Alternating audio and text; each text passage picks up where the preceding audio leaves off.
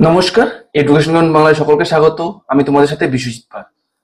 আশা করি সকলেই ভালো আছো। তো আজকের যে বিষয়টি নিয়ে আলোচনা করবো, বিষয় বলতে এটা এসএসসি এমটিএস এর 2022-এর জিএস শিফট 2 এর মানে প্রিভিয়াস ইয়ারের প্রশ্নগুলো নিয়ে তোমাদের সাথে আলোচনা করবো, জেনারেল স্টাডিজ এর। তো সেগুলো এমসিকিউ বেস থাকবে, আর যার সাথে যেগুলোর সাথে যে অ্যাডেড ইনফরমেশন দেওয়ার প্রয়োজন রয়েছে, তো সেগুলোর সাথে আমি অ্যাডেড ইনফরমেশন দিয়ে দেবো। তো যারা চ্যানেলে এখনো পর্যন্ত নতুন আছো, চ্যানেলটাকে সাবস্ক্রাইব করে দেবে এবং পাশে দেওয়া বেল আইকনে অল নোটিফিকেশনে ক্লিক করে দেবে।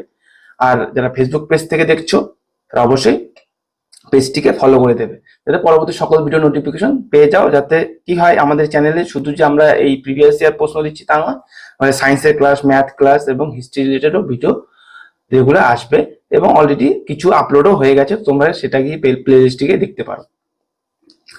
তো আমরা এই যে প্রিভিয়াস ইয়ার প্রশ্নগুলো আনছি এসএসসি রিলেটেড, এমটিএস এ নিয়ে এসেছি, যে শুধু তোমাদের এমটিএস এ হেল্প হবে তা নয়, এসএসসি যাবতীয় যে আপকামিং এক্সামিনেশন কন্ডাক্ট হচ্ছে, তো সেগুলোতে তোমরা একটা ধারণা পাবে যে এসএসসি তে কি টাইপের প্রশ্ন তারা করে। এর থেকে ধারণা নিয়ে তোমরা আগামী প্রিপারেশনটা আরো ভালো করতে পারবে। তো চলো, ফার্স্ট প্রশ্ন দেখো কি বলেছে। 76 নাম্বার দিয়েছি, কারণ সেটা ডাইরেক্ট ওই নাম্বারই ছিল। আমি 76 দিয়েছি, 1-2 করে দিইনি। 76-এর পর থেকে তোমরা 100 খানা নাম্বার দেওয়া রয়েছে, ঠিক আছে। তো দেখো, ইনে ড্রামা, একটি ড্রামাতে নরেশ বলেছিল যে Swaraj is my birth right and I shall have it, মানে স্বরাজ আমার জন্মগত অধিকার এবং এটা আমার প্রাপ্য। Who among the following Indian freedom fighter said this slogan, এই স্লোগানটি কোন ফ্রিডম ফাইটার বলেছিল সর্বপ্রথম? তো স্বরাজ আমার জন্মগত অধিকার এই কথাটি বলেছিল, দেখো অপশন দিয়েছে কি, অম্বিকা চরণ মজুমদার, লোকমান্য বাল গঙ্গাধর তিলক, মহাত্মা গান্ধী নাকি ভগৎ সিং। এটা হয়ে যাবে কি লোকমান্য বাল গঙ্গাধর তিলক। তিনি কে ছিলেন? আমাদের একজন স্বাধীনতা সংগ্রামী ছিলেন, ঠিক আছে, ফ্রিডম ফাইটার ছিলেন, ফ্রিডম ফাইটার ছিলেন। বোঝা গেল? তো দেখো পরবর্তী প্রশ্নে কি বলেছে। পরবর্তী প্রশ্নে বলেছে, Namita talks about an example of metamorphic rock, which of the following can it be. Metamorphic রকের মানে মেটামরফিক শিলার এক্সাম্পল বলেছে নিচের কোনটি? এখানে দেখো অপশন লাইমস্টোন, বাংলায় যাকে আমরা বলি চুনাপাথর, আর মার্বেল, শেল নাকি হ্যালাইট। দেখো এর সঠিক অ্যান্সার হয়ে যাবে কি, Namita talks about example of metamorphic rock, তো সেটা কি হয়ে যাবে? মার্বেল। অপশন সঠিক হয়ে যাবে কি মার্বেল। এখানে দেখো লাইমস, যে শেল, তারপরে লাইমস্টোন, এগুলো কি সেডিমেন্টারি রকের উদাহরণ, সেডিমেন্টারি রকের উদাহরণ, ঠিক আছে, সেডিমেন্টারি রকের উদাহরণ। আর হ্যালাইট, হ্যালাইট হচ্ছে একটি হচ্ছে রক, কি বলে, সল্ট, মানে শিলা যে লবণ আছে, এটা হ্যালাইট, রক সল্ট, ঠিক আছে, এটা বলছে, ঠিক আছে। তো আশা করি বোঝা গেল। তারপরে দেখো, what is the chemical name of the ionic compound NaCl। NaCl এর কেমিক্যাল নেম কি? NaCl এর কেমিক্যাল নেম, এটা খুবই একটা কমন প্রশ্ন, যেটা অনেক পরীক্ষাতে এসে থাকে। এটা কি ক্যালসিয়াম আয়োডাইড হবে, নাকি লিথিয়াম ক্লোরাইড হবে, নাকি সেজিয়াম ফ্লোরাইড হবে, নাকি সোডিয়াম ক্লোরাইড হবে? সঠিক অ্যান্সার নিঃসন্দেহে তোমরা এটা অ্যান্সার করা উচিত যে সোডিয়াম ক্লোরাইড। NaCl এর কেমিক্যাল নেম কি? Sodium chloride. তাহলে আমরা সাংকেতিক চিহ্ন ক্যালসিয়াম আয়োডাইডে জেনে নিই, CaL2। লিথিয়াম ক্লোরাইডের কি? LiCl। সেজিয়াম ফ্লোরাইডের CSF, ঠিক আছে, এটা মনে থাকবে। আর সোডিয়াম ক্লোরাইডের হচ্ছে যেটা দেওয়া আছে NaCl। তারপরে দেখো বলছে কি, the fight 44th chess olympiad 2022 will be held in dash, মানে কোথায় হয়েছে ভারতের, ডিউরিং দি সামার অফ 2022। তো ভারতের একটি নির্দিষ্ট স্টেটে হয়েছে, তো সেটা কোথায় হয়েছে? 44তম চেস অলিম্পিয়াড 2022। এটা হয়েছে মানে এটা কবে মানে হবে বলেছে, সেই সময়কার, যেহেতু সেই সময়কার এটা কারেন্ট অ্যাফেয়ার্স ছিল, যেহেতু 22-এ এই পরীক্ষাটিকে কন্ডাক্ট করা হয়েছিল। তো এটা তোমাদের আপকামিং এক্সামে আসতে পারে 2022-এ কোথায় হয়েছিল, বা রিসেন্ট যেটা হতে চলেছে তো সেটা কোথায় হবে সেটা আসতে পারে। তো এটা 79 নম্বরের সঠিক অ্যান্সার হয়ে যাবে কি চেন্নাই। চেন্নাই কি হয়েছিল 44তম এই যে চেস অলিম্পিয়াড ফাইট 2022 এটা অনুষ্ঠিত হয়েছিল। আর 2024-এ এটার কারেন্ট যে কন্ডাক্ট করা হবে কারেন্ট মানে 45তম সেশন, 45তম চেস অলিম্পিয়াড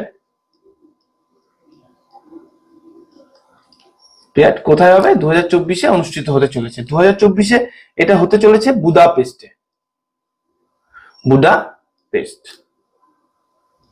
বুদাপেস্টে হতে চলেছে। আর বুদাপেস্ট কি হাঙ্গেরির রাজধানী। হাঙ্গেরির রাজধানী কি বুদাপেস্ট, মনে থাকবে। তো 44তমটা হয়েছিল চেন্নাইতে। পরবর্তীতে দেখো কি বলেছে, Savi is suffering from quasi রোগ কর which of the following deficiencies causes, মানে একটি রোগ কোয়াশির কোর। তো এই রোগটা কিসের অভাবে দেখতে পাওয়া যায় মানুষের শরীর? ডেফিসিয়েন্সি অফ প্রোটিন, নাকি ডেফিসিয়েন্সি অফ ভিটামিন এ, নাকি ডেফিসিয়েন্সি অফ আয়রন, নাকি ডেফিসিয়েন্সি অফ ক্যালসিয়াম। দেখো এই রোগটা সাধারণত পুষ্টি মানে প্রোটিন জনিত অভাবের কারণে হয়। মূলত কোথায় হয়? গ্রীষ্ম প্রধান অঞ্চলে, যেখানে প্রচন্ড গ্রীষ্ম থাকে, গ্রীষ্ম প্রধান অঞ্চলে এটা বাচ্চাদের মধ্যে দেখতে পাওয়া যায়, শিশুদের মধ্যে দেখতে পাওয়া যায়। ঠিক আছে, শিশুদের মধ্যে দেখতে পাওয়া যায়। তো এটা মেইনলি কি হয়ে যাবে? ডেফিসিয়েন্সি অফ প্রোটিন, প্রোটিনের অভাবে এই কোয়াশিও কর রোগটিকে দেখতে পাওয়া যায়। ভিটামিন এর অভাবে কি হয়? ভিটামিন এর অভাবে আমরা দেখি কি রাত কানা। তবে ভিটামিন থেকে কিন্তু প্রত্যেকটা এক্সামে একটা করে প্রশ্ন কভার করা থাকে। আয়রনের অভাবে কি হয়? রক্তের অভাব হয়। আয়রনের অভাব যেখানে দেখা যায় সেখানে কি শরীরে রক্তের অভাব ঘটে, তো সেখানে কি অ্যানিমিয়া রোগ দেখতে পাওয়া যায়, কি শরীরে রক্তের লোহিত রক্তকণিকার পরিমাণ কমতে থাকে। ডেফিসিয়েন্সি অফ ক্যালসিয়াম, ক্যালসিয়ামের অভাবে কি হয়? নেলস উইক হয়, তারপরে চুলের গ্রোথ কম হয়, চুলের গ্রোথ হয় না, মানে কম হয় বললেই চলে। তার ফ্রাগাইল মানে সোয়ালো হয়, মানে পা ফুলে যায় এরকম। আর স্কিন পাতলা হয়ে যায়, স্কিন কি হয়ে যায়? থিন হয়ে যায়। তো এটা হয়ে যায় ক্যালসিয়ামের অভাবে। ঠিক আছে, তারপরে দেখো কি হয়েছে, তারপরে প্রশ্ন দিয়েছে হচ্ছে who among the following Indian musician receive the best original song award for the composition of Slumdog Millionaire at Oscar 2009। এটা একটা বলতে পারো স্ট্র্যাটেজিকের মতনই দিয়েছে, কারণ 2009 আর কি সিচুয়েশন নিয়ে প্রশ্ন করেছে। তো এটা তোমার সঠিক অ্যান্সার হয়ে যাবে কি এ আর রহমান। স্ল্যামডগ মিলিয়নের জন্য পুরস্কার পেয়েছিলেন, বেস্ট অরিজিনাল সং এর অ্যাওয়ার্ড পেয়েছিলেন। ঠিক আছে, তো দেখো 82 নম্বর প্রশ্নে কি বলেছে, which article of the constitution of India, মানে ভারতের কনস্টিটিউশন সংবিধানের কত নম্বর ধারায় যে ইন্ডিয়া প্রোভাইডস করে ইকুয়াল প্রোটেকশন, মানে সমান যে সমতা দেশের সকল নাগরিকদের জন্য, ইকুয়াল প্রোটেকশন মানে নিরাপত্তা, আর আইনের এর নিরাপত্তা অ্যান্ড ইকুয়ালিটি বিফোর দি ল, এবং সুরক্ষার নিশ্চয়তা দেয়। তো কোন আর্টিকেলের কোন ধারায় আর কি, সংবিধানের কোন ধারায়? তো অপশন দেখো কি বলেছে, আর্টিকেল 60, আর্টিকেল 42, আর্টিকেল 30, নাকি আর্টিকেল 14। এটা হয়ে যাবে কি আর্টিকেল 14 সঠিক অ্যান্সার। 14 নম্বর ধারার অধীন এটা দেওয়া হয়। তারপরে দেখো কি বলেছে, আর্টিকেল 60, সেখানে কি বলা হয়? আর্টিকেল 60-তে বলা হয় যে প্রেসিডেন্টের যে ওথ এবং অ্যাফার্মেশনের কথা, প্রেসিডেন্টের ওথ এবং অ্যাফার্মেশনের কথা।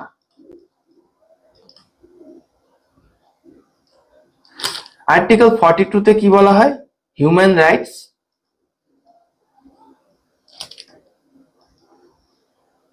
বা ডিউটির কথা, কর্তব্য বলে যেটা। তারপরে দেখো আর্টিকেল 30-তে কি বলে? রাইট অফ মাইনরিটিস, মানে যারা মাইনরিটি রয়েছে তাদের একটা অধিকার দেয় কি সেখানে এডুকেশনাল ইনস্টিটিউট স্থাপন করা এবং তার প্রতিষ্ঠা করা এবং তার অ্যাডমিনিস্ট্রারও করা। ঠিক আছে, এডুকেশনাল ইনস্টিটিউশনের মনে থাকবে। তো আর্টিকেল 30-তে এটাই বলে কি মাইনরিটিরা এডুকেশনাল ইনস্টিটিউট স্থাপন করতে পারবে এবং তার অ্যাডমিনিস্ট্রেটর করতে পারবে। পরবর্তী প্রশ্নে কি বলেছে দেখো, 83 নম্বর প্রশ্নে, dash is the international air career, মানে বা আন্তর্জাতিক এয়ার ক্যারিয়ার, যেটা ভারতের আর কি আন্তর্জাতিক এয়ার ক্যারিয়ার হ্যান্ডেল, যেটা কি করে, ইনক্লুড বোথ কার্গো এবং প্যাসেঞ্জার সার্ভিস, উভয় সার্ভিস প্রদান করে। তো এটা কি হয়ে যাবে, ডাব এয়ারলাইন্স নাকি এয়ার ইন্ডিয়া নাকি পবন হান্স নাকি তাজ এয়ার? এটা হয়ে যাবে কি এয়ার ইন্ডিয়া, যাকে কার্গো এবং প্যাসেঞ্জার সার্ভিস উভয় প্রদান করে। পরবর্তী প্রশ্নে কি বলেছে, who among the following was not a ruler of the Tughlaq dynasty? Tughlaq ডাইনেস্টির রুলার এই নিম্নোক্ত চারজনের মধ্যে কোনজন নয়? তো এটা দেখো, গিয়াসউদ্দিন তুগলক নাম দিয়েছে, রুকুদ্দিন তুগলক, মোহাম্মদ বিন তুগলক আর ফিরোজ শাহ তুগলক। এটা হয়ে যাবে কি রুকুদ্দিন তুগলক, যিনি কি তুগলক ডাইনেস্টির রুলার ছিলেন না। গিয়াসউদ্দিন তুগলক ছিলেন এই তুগলক ডাইনেস্টি প্রথম শুরু করেছিলেন, তার সময় তিনি শুরু করেছিলেন তুগলক ডাইনেস্টি, তিনি স্টার্ট করেছিলেন, তার সময়কাল থেকে স্টার্ট হয়েছে, ঠিক আছে। তার কিন্তু আসল নাম ছিল কি গাজী মালিক, তারপরে তিনি গিয়াসউদ্দিন তুগলক নাম ধারণ করেন, সেটা 1320 সালে এই তুগলক ডাইনেস্টি শুরু হয়। আর মোহাম্মদ বিন তুগলক হচ্ছেন এই ডাইনেস্টির শেষ রাজা, ঠিক আছে, লাস্ট এম্পায়ার, মনে থাকবে। পরবর্তী প্রশ্ন দেখো কি বলেছে, what was the pedestrian path of devotees to wave in homage to stupa called in Buddhist architecture? মানে বুদ্ধিস্ট আর্কিটেকচারের যে স্তূপা, সেটাকে আর কি সেখানকার যে ডিভোটিরা রয়েছে তাদের যে প্যাডেস্ট্রিয়ান পাথ মানে পায়ে হাঁটার যে পথ, সেই পদ্ধতিটাকে কি বলছে, মানে সেই বুদ্ধিস্ট আর্কিটেকচারের স্তূপে যাওয়ার যে পদ্ধতি, পায়ে হাঁটার যে পদ্ধতি, তো সেটা পদ্ধতিটাকে কি বলা হয়? ছাত্রা, আন্ডা, মেধি নাকি তোরানা? অপশন 85 হয়ে যাবে মেধি হচ্ছে সঠিক অ্যান্সার। মেধি হচ্ছে এই পদ্ধতিটার নাম, যে what was the pedestrian path for devotees to wave in homage to stupa called in Buddhist architecture, পথটার নাম হচ্ছে কি মেধি। 86 নম্বর প্রশ্নে কি বলেছে, 86 নম্বর বলেছে, dash indicates the realm of living organism and their interactions with the environment? মানে পরিবেশে যে জীব রয়েছে, লিভিং অর্গানিজমস মানে জীবিত যে জীব রয়েছে, তো সেখানে এটা এই নিম্নোক্ত অপশনগুলোর মধ্যে কোনটাকে ইন্ডিকেট, মানে কোন স্তরে রয়েছে সেটা কে ইন্ডিকেট করে, এটাই বোঝাতে চেয়েছে। তো অপশন এ বলেছে কি atmosphere, option B biosphere, option C lithosphere নাকি অপশন ডি হাইড্রোস্ফিয়ার? সঠিক অ্যান্সার হয়ে যাবে অপশন বি বায়োস্ফিয়ার। বায়োস্ফিয়ার মানে কি জীবমণ্ডল, আর এখানে জীব বসবাস করে, ঠিক আছে। এটা গ্রহের উপর এমন একটি স্থান যেখানে সমস্ত রকম জীব বসবাস করে। আর অ্যাটমসফিয়ার কি, অ্যাটমসফিয়ার হচ্ছে সেখানে হচ্ছে মূলত যেসব স্থানে পৃথিবীর উপরে বায়ুমণ্ডল রয়েছে সেই সমস্তটাকেই অ্যাটমসফিয়ার বলা হয়। বায়বীয় স্তর বা অন্যান্য মহাকর্ষীয় বস্তুকে আবৃত করে, তাই বায়ুমণ্ডল তৈরি করে, ঠিক আছে। মহাকাশে যেসব স্থান বায়ুমণ্ডল ঘেরা সেটাকেই অ্যাটমসফিয়ার বলা হয়। লিথোস্ফিয়ার কি বলা হয়? লিথোস্ফিয়ার বলা হয় অশ্বমণ্ডলকে, পৃথিবীর পাথরের বাইরের অংশটি যে অশ্বমণ্ডল নামে পরিচিত, বাইরের অংশটি, হার্ড অংশটিকে বলা হয় কি লিথোস্ফিয়ার। আর হাইড্রোস্ফিয়ার যেখানে আর কি জল উপস্থিত রয়েছে, যে সমস্ত স্থানে জল উপস্থিত রয়েছে সমস্তটাকে হাইড্রোস্ফিয়ার, মানে এক কথা আমি বলে দিলাম, ঠিক আছে। পরবর্তী প্রশ্ন দেখো কি বলেছে, দি ministry of labour and employment launched as under the প্রধানমন্ত্রী শ্রম যোগী মানধন স্কিম ইন মার্চ 2022। 2022-এ প্রধানমন্ত্রী শ্রম যোগী মানধন স্কিমের অধীন যে মিনিস্ট্রি অফ লেবার মানে লেবার অ্যান্ড এমপ্লয়মেন্ট মন্ত্রক যে স্কিমটিকে আর কি নামটা দেওয়া হয়েছে, যে এই স্কিমটিকে যে চালনা করেছে, তো সেটা কিসের এর আন্ডারের যে স্কিমটা চালু করেছে, তো সেটা কি উদ্দেশ্য নিয়ে চালু করা হয়েছে? অপশন দেখো কি বলছে, Atal pension Yojana, India water pitch pilot scale startup challenge, donate a pension initiative নাকি স্ট্যান্ড আপ ইন্ডিয়া স্কিম? এটা হয়ে যাবে কি ডোনেট আপ পেনশন ইনিশিয়েটিভ। বোঝা গেল? তো দেখো পরবর্তী প্রশ্নে কি বলেছে, পরবর্তী প্রশ্নে বলেছে 88 number, which of the following festivals is associated with Rajasthan? কোন ফেস্টিভ্যাল রাজস্থানের সাথে যুক্ত এটা বলেছে। বান্ডি উৎসব, বনুলু, নাকি ম্যাথো নারাঙ্গ, নাকি গুজি পাদবা? 88 নম্বরের সঠিক অ্যান্সার হয়ে যাবে কি অপশন এ, বুন্ডি উৎসব, যা কি রাজস্থানের সাথে যুক্ত। বানুলা কোথার সাথে যুক্ত? বানুলা হচ্ছে একটি হিন্দু ফেস্টিভ্যাল, মা কালীকে নিয়ে পালন করা হয় হিন্দু ফেস্টিভ্যাল। এটা মেনলি হায়দ্রাবাদ আর তেলেঙ্গানাতে অনুষ্ঠিত হয়। ঠিক আছে, হায়দ্রাবাদ আর তেলেঙ্গানা যেহেতু পূর্বে একসাথেই ছিল, তো সেখানে অনুষ্ঠিত হয় এই বানুলা উৎসব, এটা কি মাতা কালী কে নিয়ে উৎসব পালন করা হয়। আর মাথাও নারাং হচ্ছে লাদাখে, যা তিবেতিয়ান বুদ্ধিস্টরা রয়েছে তারা উৎসব পালন করে। ঠিক আছে, তিবেটান বুদ্ধিস্ট। আর গুদি পাদুয়া এটা হচ্ছে স্প্রিং ফেস্টিভ্যাল, একটি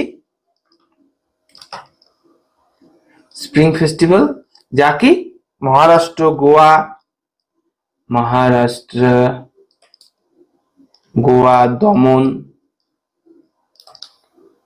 এটা মেনলি যে বাঙালি বা যে হিন্দি ক্যালেন্ডার রয়েছে সেখানে চৈত্র মাস বলে একটি মাস রয়েছে, তো সেই সময় পালন করা হয়। ঠিক আছে, তো বর্তমানে আমাদের এখন চলছে চৈত্র মাস, তো এই সময়টাতেই পালন করা হয় এই গুদি পাদবা। ঠিক আছে, Padba. Who among the following was awarded the Padma Shri in 2021 for keeping the Adivasi dance form Gussadi alive? মানে গুজরাটি নাচের জন্য, আদিবাসী নাচের জন্য কে পদ্মশ্রী অ্যাওয়ার্ড পেয়েছে 2021 সালে, পেয়েছিল আর কি, এটা বলেছে।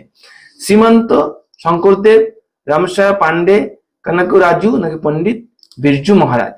এটা হয়ে যাবে কি কানাকা রাজু, যিনি গুজরাটি ডান্সের জন্য পদ্মশ্রী অ্যাওয়ার্ড পেয়েছিলেন 2021 সালে। গুজরাটি মেনলি কি তেলেঙ্গানার একটি নাচ, তেলেঙ্গানার একটি নাচ। ঠিক আছে, পরবর্তীতে দেখো কি বলেছে 90 নম্বর প্রশ্নে। 90 নম্বর প্রশ্ন হচ্ছে, who among the following Indian authors wrote the famous novel Gora during the nationalist movement of India? জাতীয়তাবাদী যে মুভমেন্ট চলছিল ভারতে, তো সেখানে গোরা বলে একটি নোভেল লিখেছিলেন। তো কোন ভারতীয় অথার সেটা লিখেছিলেন? অপশন কে, মহাত্মা গান্ধী, রবীন্দ্রনাথ ঠাকুর, জওয়াহরলাল নেহরু, নাকি ভগৎ সিং? এটা হয়ে যাবে কি রবীন্দ্রনাথ ঠাকুর। তিনি কিন্তু 1913 সালে নোবেল পুরস্কার পেয়েছিলেন কিসের জন্য? গীতাঞ্জলি রচনার জন্য। 91 নম্বর প্রশ্ন কি বলেছে, who among the following Mauryan rulers fought the Kalinga war in 261 BC? নিচের মধ্যে কোন মৌর্য সাম্রাজ্যের শাসক তিনি কলিঙ্গ যুদ্ধ করেছিলেন 261 বিসিতে বা খ্রিস্টপূর্বাব্দে? বিন্দুসার, না বৃহদ্রথ, নাকি চন্দ্রগুপ্ত মৌর্য, নাকি অশোকা? সঠিক অ্যান্সার হয়ে যাবে কি অশোকা, যিনি একজন মৌর্য সাম্রাজ্যের শাসক ছিলেন। তিনি 261 বিসিতে কলিঙ্গ ওয়ার করেছিলেন। পরবর্তী প্রশ্নে কি বলছে 92 নম্বর, ইন্ডিয়া ইজ বর্ডার্ড বাই মায়ানমার। ইন্ডির কোন সাইডে? মায়ানমার কোন দিকে?